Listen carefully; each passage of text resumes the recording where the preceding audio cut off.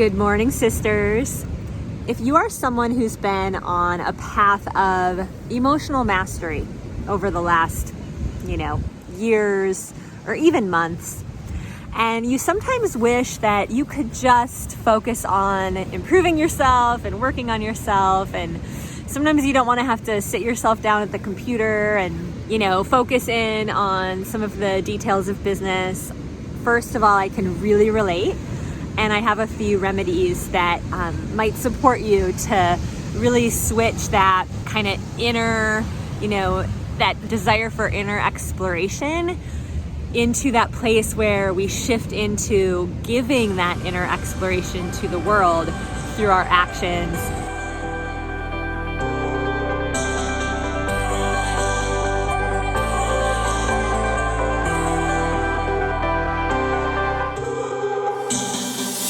Through our connections in with internet and technology. I actually got a little friend as a celebration for our recent most successful event ever, our 3-day Rock Your Online Sales retreat. And she's actually helping me to focus in a lot. This is Ohana. Ohana is Hawaiian for family. There's this saying that says, that which you love grows. That which you love grows. And one of the things I've noticed is I can tend to get a little bit stuck in my own unprocessed grief and my own sort of emotional process if I'm not careful. And Ohana agrees. She has that problem too sometimes.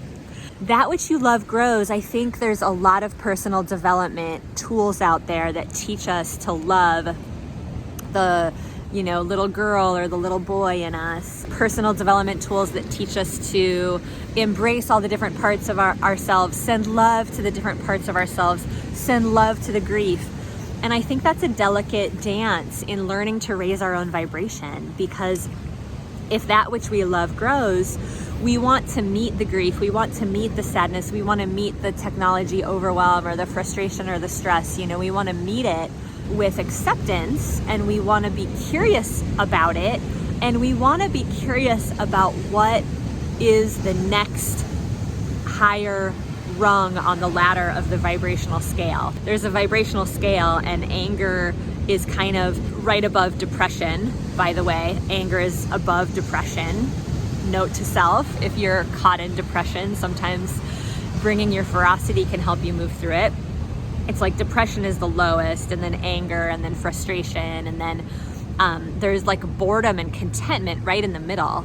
And then above boredom and contentment are, feeling, harmonious and happy, and then joyful and inspired, right? And so it's like we learn to work ourselves up that vibrational scale rather than simply sending love to that which holds us back.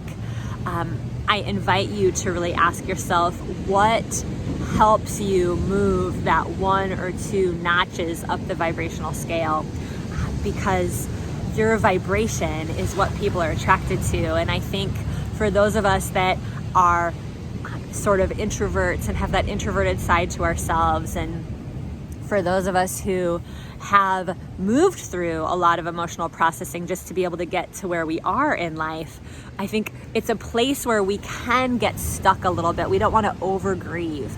Scientists tell us that emotions last about 90 seconds physiologically, and then the emotion itself, the chemical, thing that causes that emotion, is actually dissipating. But we oftentimes keep that emotion alive, bouncing around inside of us with our thoughts. And so I've just been really tuning into, and my team and I have really been tuning into, how do we use our thinking, use our intelligence, use the power of thought to bring us up the emotional scale, to bring us into that place of, rather than staying depressed, to bring us to that place of like, what am I upset about? Okay, that's what I'm upset about. Okay, now that I feel the frustration, how do I get to the point where I'm even just bored about it? How do I work myself up that emotional scale? How do I decharge that? Whatever. Oh well, who cares? Am I gonna sit here and worry about that, or am I gonna focus on the fact that I get to work for myself and I just got the cutest little dog in the whole world, and I've got an ocean down the street from my house, and you know, for you, it might be there's healthy food in the refrigerator and I have people that love me, and, you know, I woke up feeling healthy today and I have 2 arms and 2 legs. It's like, what does it take? Whatever it takes to get you up that emotional scale, sister, you deserve to be there.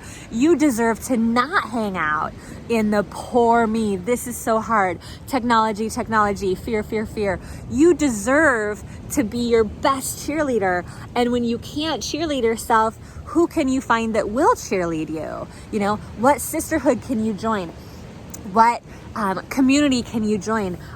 What mentor do you want to choose to pull you forward? Because if left to our own devices, most humans have all kinds of addictions and blocks and, you know, places where we will stay small. We have to give ourselves the gift of allowing ourselves to be pulled forward, especially if you're going to go out there and be a mentor yourself. Right? You're going to go out there and let people know that you've got your shingle on the door and you are available for hire. Where are you getting support? Right? Because the more supported you feel, the more clients you're going to magnetize. And that's when it gets really, really fun, because you have someone pouring themselves into you. You have a community pouring themselves into you. And then you can pour yourself into creating your community, creating your ideal client base, and creating the business that you want to wake up to every morning that doesn't keep you stuck in complacency, frustration, depression. So, sister, remember, that which you love grows. And you want up, don't you? What are we going to do with you? That which you love grows. And how can you work your way up the emotional scale? You know, how can you move toward contentment?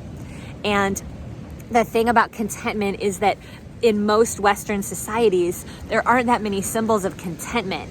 You know, you think about Buddhism and the Buddha and his happy, smiling, peaceful face, and you think about Ganesh and, you know, all of the different symbols in Hinduism of contentment in the different gods and deities and goddesses. And, you know, you think about what a lot of Western cultures, you know, see as our divine symbolism, and it's like the cross and, you know, Jesus on the cross, and that's not a very content symbol. And so most of us didn't grow up being modeled contentment. And so I just invite you to find your own vision of contentment. What does it look like for you? Is it a serene meadow or a little animal that you love? Or is it, you know, just the symbol of water, or a little altar that you build on your bookshelf? You know, what is your symbol of contentment, so that you can claim your own contentment and feed your love into something that you want to grow? Your joy, your ability to inspire others, your ability to serve those who are waiting for you, because they are waiting for you. They're not just waiting for someone like you. They're actually waiting for you. Thanks for being the very best part of the Women Rocking Business community. Your clients are out there. They're waiting. Go get them. Mwah. And if you got value from this episode, I invite you to hit the subscribe button so that we can get you weekly business trainings in your inbox to help you grow your impact and your income the women's way. Head over into the Women Rocking Business Sisterhood Facebook group and introduce yourself there, because women go so much further when we go together. Just click the button to subscribe, and we will see you on the other side.